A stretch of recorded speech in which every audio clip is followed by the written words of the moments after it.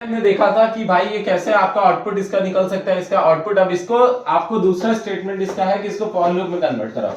जब भी कभी हमें क्या करना होता है, व्हाइल डू व्हाइल फॉर को कन्वर्ट करना, एक बहुत सिंपल सा आपको कंसेप्ट यूज करना पड़ता है। इस वीडियो को देखने के बाद होपफुली आपको ये दिक्कत नहीं होगी, आपको कोई दूसरा वीडियो नहीं देखना पड़ेगा, ठीक है। तो सबसे पहली चीज तीनों का सिंटेक्स ले लेते हैं। जब भी कभी हम लोग लूप यूज करते हैं तो लूप के अंदर टोटल 3 वैल्यूज होती है। टोटल कितनी वैल्यूज होती है? 3 होती है। एक होती है इनिशियल, एक होती है टेस्ट कंडीशन या फिर कह सकते हो उसको फाइनल वैल्यू, और तीसरी हमारी क्या होती है? Step value. ये 3 चीजें यूज होती हैं किसी भी आपके लूप के अंदर, और तीनों जो है कंपलसरी नहीं होती हैं। आपको मैं बता दूं ये तीन की तीनों चीजें कैसी होती है? ऑप्शनल होती हैं। तीन की तीनों चीजें कैसी होती है? ऑप्शनल होती हैं।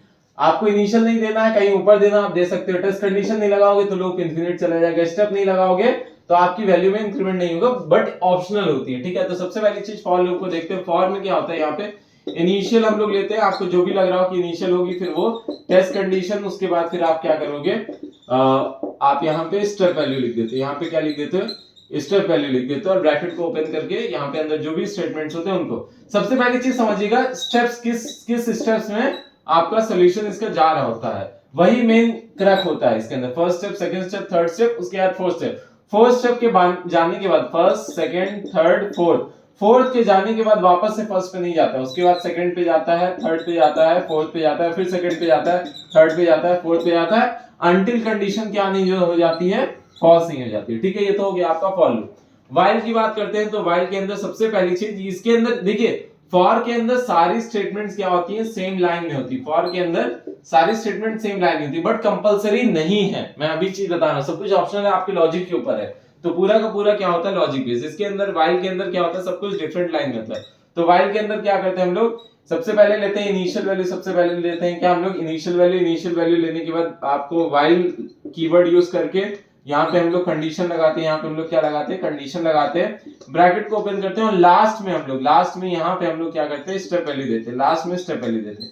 तो ये किसकी कंडीशन आ जाती है? हमारी व्हाइल की। तो इसके अंदर कैसे होता है? फर्स्ट स्टेप ये होता है, सेकंड स्टेप ये होता है, और थर्ड स्टेप यहाँ पे आके आपका इस तरीके से ये रोटेट कर रहा था। मतलब थर्ड स्टेप अंदर वाली जितनी भी चीजें रहती है वो थर्ड स्टेप रहती है, और ये फोर्थ, उसके बाद फोर्थ के बाद वापस से किस पे जाता है? सेकंड पे जाता है। डू व्हाइल को समझते हैं। डू व्हाइल को समझने के लिए सबसे पहली चीज क्या आती है? उसके अंदर इनिशियल आता है। डू व्हाइल क्या होता है? एग्जिट कंट्रोल लूप होता है। डू व्हाइल कैसा होता है? एग्जिट कंट्रोल, मतलब एक ऐसा लूप, ठीक है, तो एक ऐसा लूप जो कि क्या करता है? एग्जिट के टाइम पे चेक करता है। एंट्री और एग्जिट दो तरीके के लूप होते हैं, ठीक है। एंट्री मतलब जैसे आप कभी मूवी के लिए जा रहे हो, तो मूवी के लिए जब एंटर कर रहे होते तब चेक होता है ना। जब आप कभी पार्किंग से अपनी गाड़ी बाहर निकाल, जब एग्जिट कर रहे होते तब चेक होता है ना। तो उसी तरीके से एंट्री कंट्रोल लूप, कौन सा एग्जांपल याद रखोगे? मूवी के और एग्जिट किसका हो गया? पार्किंग का, ठीक है। तो अब यही बात आती है कि आपका फॉर और व्हाइल कैसे कैटेगरी में है? Entry control. एंट्री के टाइम इनकी कंडीशन चेक होती है, एंट्री के टाइम इनकी सेकंड स्टेप पे कंडीशन चेक होती है। डू व्हाइल क्या होता है? डू कीवर्ड यूज होता है, उसके बाद आपका सारे स्टेटमेंट्स होते हैं, उसके बाद स्टेप वैल्यू होती है, उसके बाद क्या होती है? आपकी स्टेप वैल्यू होती है, सेमीकोलन लगता है, और इसके बाहर एक आपका क्या लगता है? व्हाइल लगता है, और कंडीशन यहाँ पे लगती है। तो ये क्या करता है? सब कुछ करा लेता है, और लास्ट में क्या होता है आपका? लास्ट में यहाँ पे आके ये होता है एग्जिट कंट्रोल लूप। ये क्या होता है? एग्जिट मतलब फर्स्ट स्टेप इनिशियल पे तो आएगा ही, यहाँ पे आके second step, step value third इसका हो जाता है, और इसका फोर्थ क्या होता है? कंडीशन होती है। तो ये आपका पूरा का पूरा कंसेप्ट है। इस तरीके से हमेशा जहां पे जो वैल्यू रखी हुई है, उसके मतलब आपको फॉर से व्हाइल में कन्वर्ट करना है, तो आप इनिशियल को उठा के यहाँ पे रखोगे, टेस्ट कंडीशन को उठा के यहाँ पे रखोगे, स्टेप वैल्यू को उठा के यहाँ पे रखोगे। आपको फॉर से व्हाइल के अंदर जाना है, इनिशियल को उठा के यहाँ पे रखोगे, टेस्ट कंडीशन को उठा के यहाँ पे रखोगे, स्टेप वैल्यू को उठा के लास्ट में रख दोगे। ये सिंपल सा आपका कंसेप्ट होता है एक लूप से दूसरे लूप के फॉर्म में कन्वर्ट करने का। कोई कंफ्यूजन, कोई दिक्कत होगी तो प्लीज नीचे कमेंट करके बता देना, ठीक है। और ये इंपॉर्टेंट है, प्लीज इसको अच्छे से नोट डाउन कर लो, ठीक है। एक बार नहीं समझ आ रहा 2 बार कर लो, 2 बार नहीं समझ आ रहा 3 बार कर लो। अब इस वाले क्वेश्चन को देखते हैं कि कैसे हम लोग को कन्वर्ट कराना है। अगर इस वाले क्वेश्चन को हमें क्या करना है? कन्वर्ट कराना है, तो कैसे करेंगे? तो उसके लिए सिंपल सा है, आपको सबसे पहले क्या करना पड़ेगा? अगर इसको फॉर में हम कन्वर्ट कराएंगे तो क्या हो जाएगा? इनिशियल वैल्यू फॉर लगाएंगे, for initially int a is equal to 3 दिया गया। देखो इनिशियल दिया होता है किसके अंदर? व्हाइल के अंदर ऊपर, तो इसका इनिशियल यहाँ पे हुआ, तो क्या करेंगे? int a is equal to 3 लिख देंगे।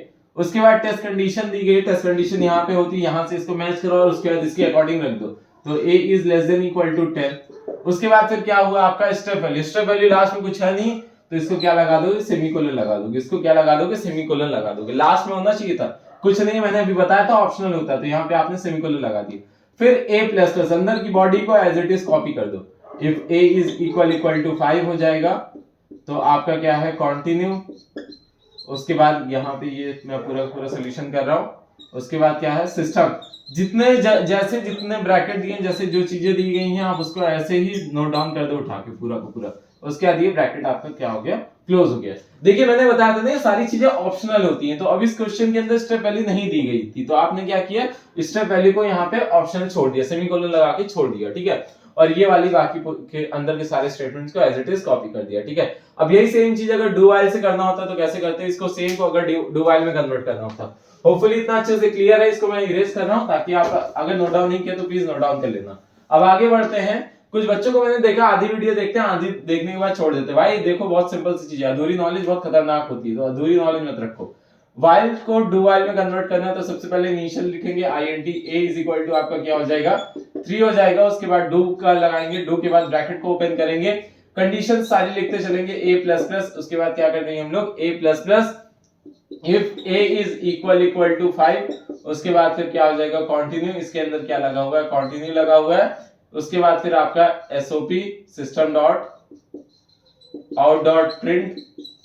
उसके बाद आपका यहाँ पे क्या आ जाएगा a आ जाएगा, और फिर आप ब्रैकेट को क्लोज करोगे और यहाँ पे कंडीशन को क्या बोला है व्हाइल के अंदर लास्ट में लगाने के लिए, तो यहाँ पे क्या लगा दोगे व्हाइल की condition a is less than equal to 10। Hopefully अब आपको दिक्कत नहीं होगी एटलीस्ट डू व्हाइल से व्हाइल में कन्वर्जन के या फॉर के कन्वर्जन में। कोई भी दिक्कत हो, कोई भी कंफ्यूजन हो, नीचे कमेंट करके बताओ। ये वीडियो देखने के बाद होपफुली आपको दिक्कत नहीं होगी, आपको सिंपल सा वैल्यूज को उस तरीके से रखना है। So fine, all the best, thank you.